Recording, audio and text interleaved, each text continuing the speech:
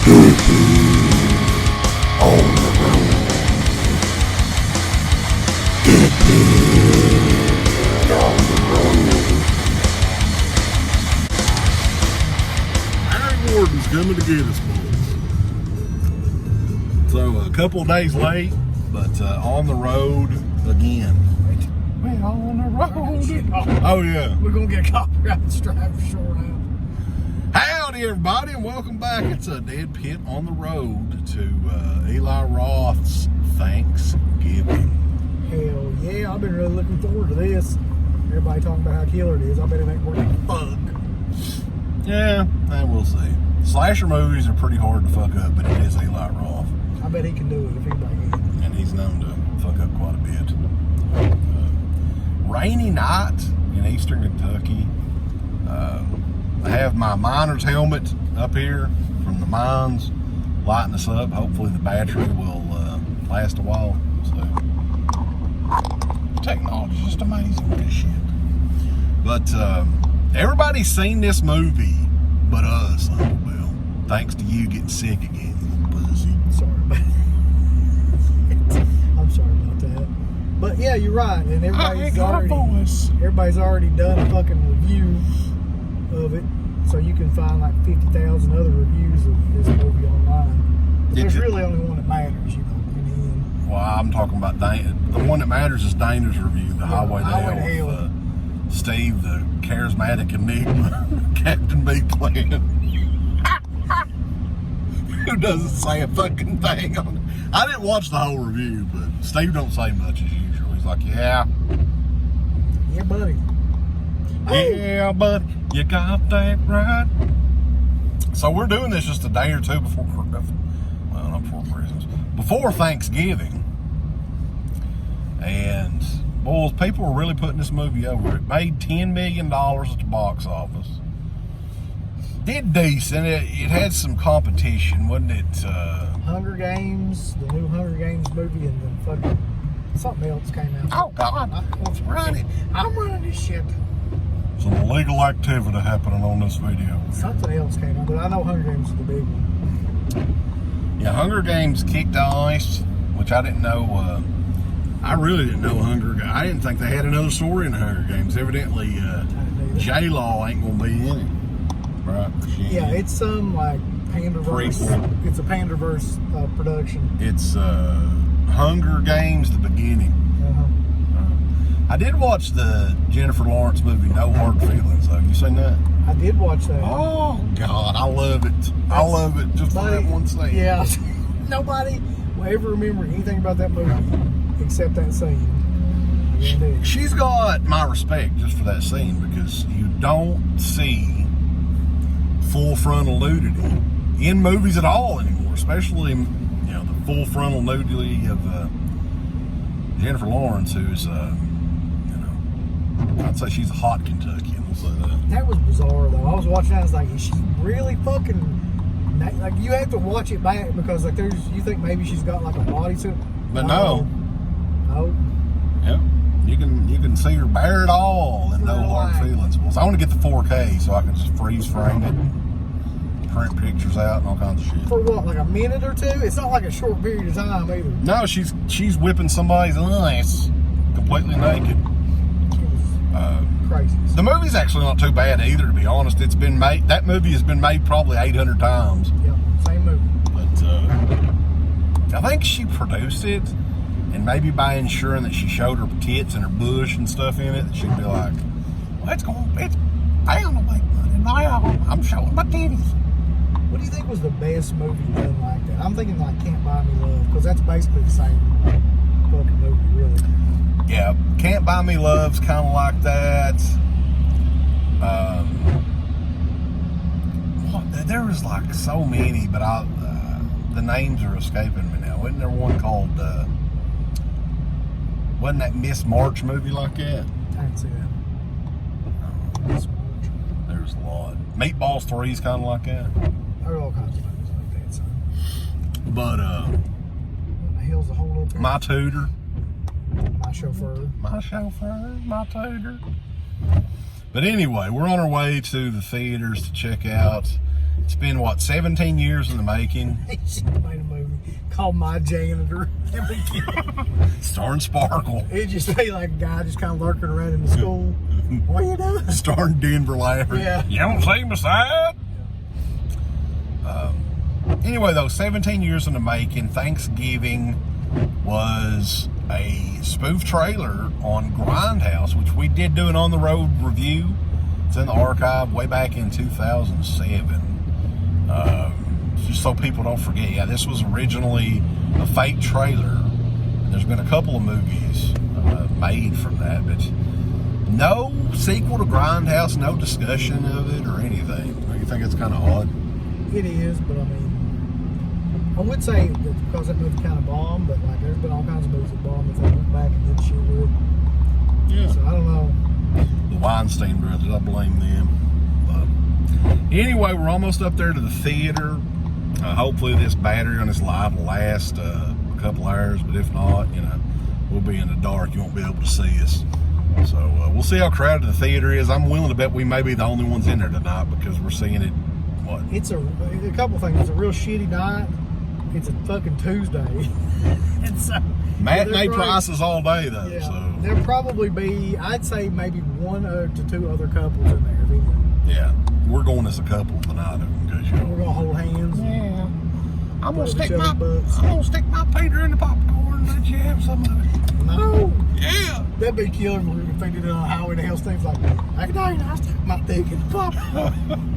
I had to squirt some extra butter on that shit. So, anyway, we'll see you guys when we get to the theater. Let's see, yeah. It is a Tuesday night we're recording this, so Is there a spot there? there's not too many people here. Uncle Billy. Everybody that's here is probably going to go see the Hunger Games. Oh, I'll never get used to it getting dark at fucking 5 o'clock. I know, it's fucking ridiculous here. So, All right.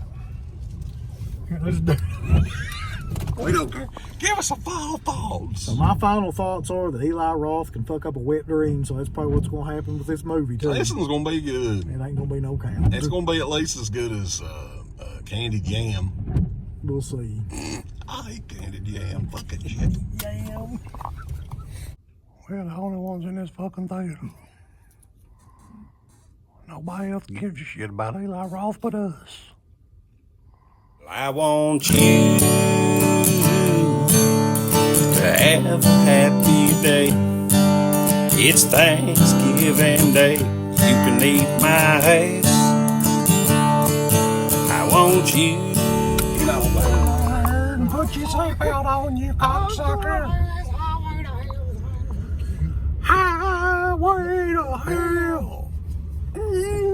That's what we're changing the name of this show to. Dip it on the highway to hell. Yeah. It's on the highway to hell. Being with Steve is like being on the So, highway.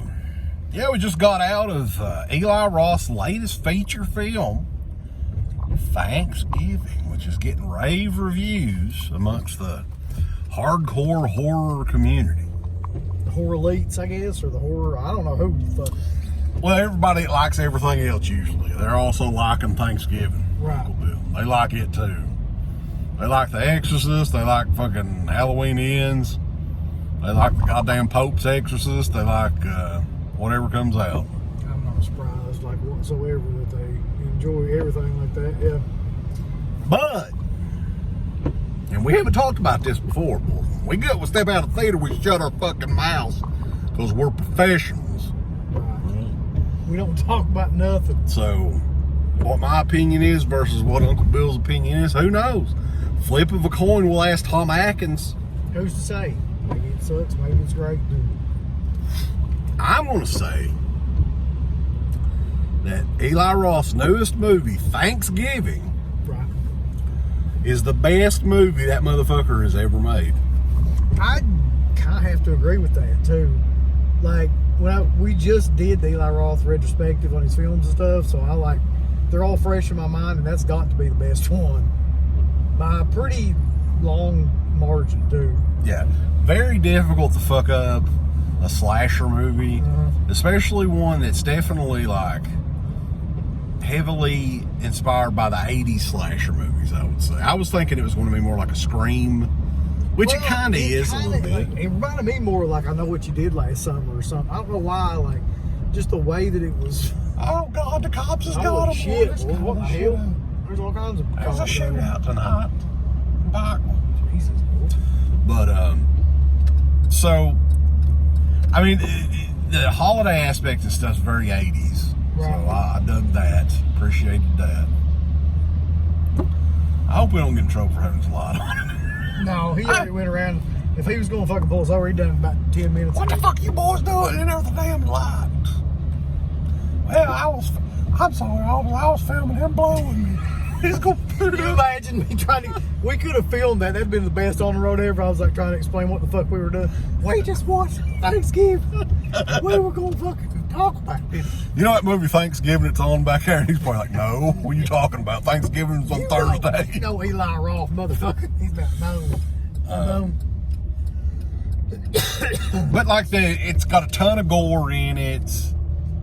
No titties though. I was No shocked. nudity whatsoever. Yeah, no nudity. But the whole plot of the movie, I mean, it's very much like an 80s slasher movie in that it starts out a year before. Yeah, there's a tragedy. There's always a fucking tragedy in these situations, and then like you go like a year out from that, and that's when the shit starts. So it's like every So slasher movie. there's basically people going on. killed, there's a tragedy, and then a year later, on the same day, Thanksgiving. And that's when the killings start again, and it's kind of like a murder mystery slasher movie. Although, I predicted who the killer would be before I even watched the fucking movie, man. Like, I don't know what it was, but I was just like, and I'm not going to tell you guys, because you guys might think differently, but I was like, he's got to be the fucking killer. Like, it's him. It's got to be him. Well, it was one of two. Or her. It was one of two. There's one or two people that I was thinking just because like they were the two biggest stars in the whole thing. I was like, it's got to be one of them two motherfuckers. Yeah, because like there's a couple that they try to get you to think, oh, it's going to be them, like red herrings, I guess is what they call them. And then you're like, no, it couldn't. It's that'd be too obvious. Here's what I'll say though. Like, it's a traditional slasher film, really. Like all the way up until the last 20 minutes. In terms of like, you don't know who the killer is. You see people being killed, and like you have no idea who it is, and then the remaining people are trying to figure out like who's doing it. Yeah. So it's basically like just a 80s traditional slasher. I would have liked this movie a lot more if they had never shown who the killer was, or if they had shown it at the very end. Like, I don't like movies where like the killer is unmasked and then goes around just being like a goofy motherfucker for the next. Yeah, which the killer in it, when you find out who the killer is, it's not like he's ever unmasked or anything. It's just kind of like a revelation, very much like, you know, something like I Know What You Did Last Summer or Scream or whatever else. But man, overall, like, especially for an Eli Roth movie where you put your standards really, really low, because it's About as low as you can he's get. a fucking shitty filmmaker, and I still think that. But it's very, very, very, very difficult to fuck up a slasher movie. And this just worked, man. Like, I had fun with it. This is a new horror movie that I will probably buy the Blu-ray, or I'll at least wait until it's... Wouldn't it be cool to buy that one on Black Friday next year? That would be. Keep the receipt. I gotta say though, like I never thought I would hear myself say this, but like like I What has actually. become of us? This is so bad. Like I don't like it. this is not what I wanted this to be. I really wanted to hate this movie, But here's a prime example that we are fair to all. Okay, people think we have an agenda. We automatically hate everything. And is this the best fucking thing since sliced bread? No. But for 2023 horror movies, this is about as good as you're going to get when it comes to slasher movies. yeah, I don't think I've seen a slasher movie like this done. Oh, it's going to turn red. Oh, well, don't run a red light. I don't. Don't do it. No. I don't think I've seen a slasher movie like this and I couldn't even tell you when. Like, it's not like Terrifier either. Like, some people might say, well, you know, Terrifier is a slasher movie. But yeah, but like, it's a whole this is like, Terrifier is more like a fucking gore movie, really, more than it is anything else. This is like a real 80s, 90s slasher movie. And, you know, I mean, this movie had a $15 million budget. It made like $12 million worldwide the first weekend. So, I mean, I don't know if it's going to be successful enough for them to continue with it. Come on, turn green. Damn it. Let's go, motherfucker. I hope so, though. I think that they kind of set it up for a sequel already at the end of this one. And this could be something that they could do every year, however they want to do it. And Eli Roth doesn't even have to come back and direct the second one. You know, it's one of those deals where he could produce the second one. You could do the second one with a really, really lower budget. Bring back who you need to bring back. Yeah. Thanksgiving every year, man, horror movie. People are still hungry for horror after Halloween, so makes sense. I'm hungry for heaven. Hungry for horror. Yeah. Ronnie James Dio reference. It's mentioned in this. That's Yes. true. Yeah. In a negative way, which I did not appreciate. You were saying too, the Misfits. Misfits are the final song at the credits. Yeah. Yeah. Where Eagles Dare, I believe, is the name of it. So yeah, like weird, man. Like the first hour of the movie it put me in mindset of like all those slasher movies that I watched all the time. Like when we were doing the show.